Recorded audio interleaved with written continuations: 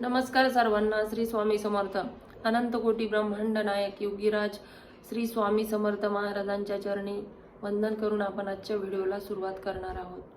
तर आजचा law of अट्रॅक्शनचा जो 30 डेज चॅलेंजचा दिवस आहे तो आहे 9वा. आज 9व्या दिवसाची व्हिडिओ आपण बघणार आहोत. तर आजच्या व्हिडिओमध्ये आपण बघणार आहोत की आपण प्रत्येक वेळी म्हणतो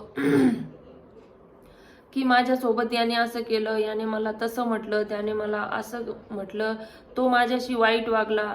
म्हणून आपण काय करतो तर त्या समोरचा जसा आपल्याशी वागतो आपण त्याच्याशी तसंच वागतो. परंतु तसं न करता आपण काय करायचं आहे, आपला जो स्वभाव आहे मूळ स्वभाव त्याप्रमाणेच वागायचं आहे. मग समोरचा आपल्याशी चांगला वागो वाईट वागो त्याचा वागण्याचा आपल्या स्वभावावर परिणाम होऊ द्यायचा नाही.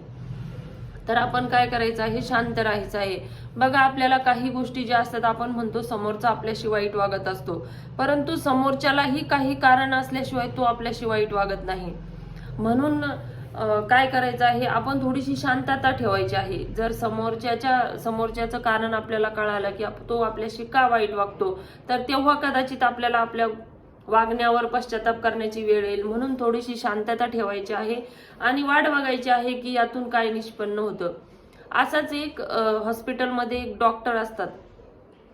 तर एका मुलाचं काय होतं तर अपघात होतो आणि अपघात झाल्यानंतर त्या मुलाला खूप लागलेलं असतं, त्याच्या डोक्यातून खूप रक्त येत असतं. त्याचे नातेवाईक आजूबाजूचे लोक ज्या जागेवर अपघात झाला त्या जागेवरून त्याला ॲम्ब्युलन्सद्वारे त्या हॉस्पिटलला घेऊन येत असतात. परंतु काय होतं की त्या हॉस्पिटलमध्ये डॉक्टरच अवेलेबल नसतात. मग डॉक्टर अवेलेबल नसतात, सगळीकडे गोंधळ उडतो की मुलाला तर खूप लागलेलं असतं, त्याचा विलास तर करायचा असतो, डॉक्टर तर नाही. सगळे जे त्या मुलाचे नातेवाईक असतात, आजूबाजूचे जे लोक असतात ते सगळे म्हणतात की असं कसं हॉस्पिटल आहे की डॉक्टर जिथं काळजीने येत नाही, त्यांनी वेळेवर यायला पाहिजे. असा सगळा गोंधळ चालू असताना अचानक डॉक्टर येतात आणि डॉक्टर येतात तेव्हा सगळेजण नातेवाईक जे आजूबाजूचे लोक असतात ते डॉक्टरला असे गोल राऊंड करून उभे राहतात आणि प्रश्न विचारतात की तुमच्या हॉस्पिटलमध्ये तुम्ही 24 तास असायला हवेत, कारण इमर्जन्सी पेशंट जेव्हा येतं तेव्हा तुम्ही नसता, मग तुमचा काय उपयोग आहे.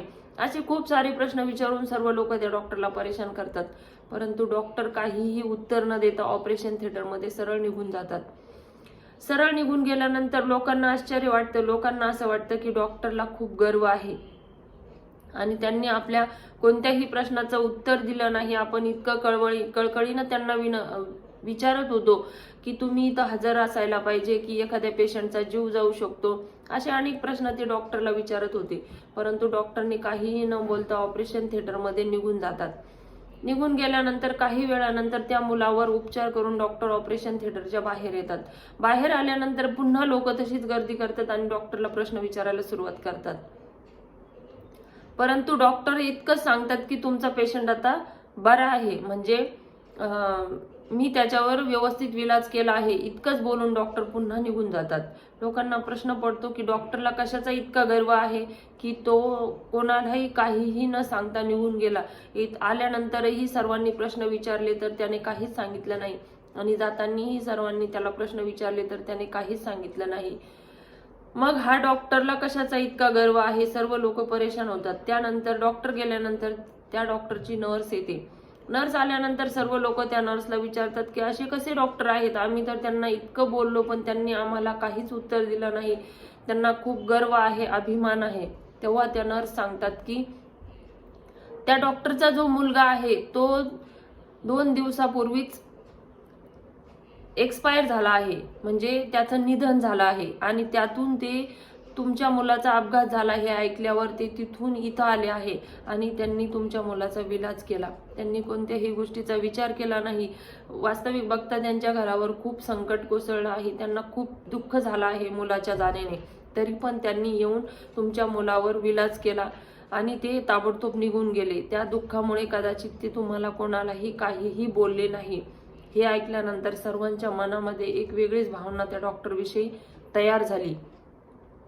या गोष्टीतून मी इतकंच सांगू शकते की समोरच्या बद्दल जर आपल्याला काही माहित नसेल तर आपण कोणताही निष्कर्ष लावू नये.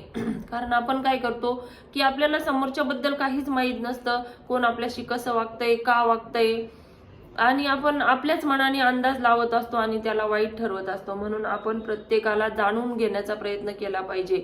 प्रत्येक जी व्यक्ती आपल्या आयुष्यामध्ये येईल, मग ती कोणी असो, डॉक्टर असो, भाजीवाला असो, किराण्यावाला असो, आपल्या संपर्कात जे जे लोक येतात त्यांना काहीतरी कारणं असतात जे ते आपल्याशी थोडंसं वेगळं वागण्याचा प्रयत्न करतात. म्हणून प्रत्येकाला समजून घेण्याचा प्रयत्न करा. आणि असं जर जीवनामध्ये आपण जर थोड्या छोट्या छोट्या गोष्टींकडे लक्ष दिलं तर निश्चितच आपणही समाधानी राहू आणि समोरचाही समाधानी राहील.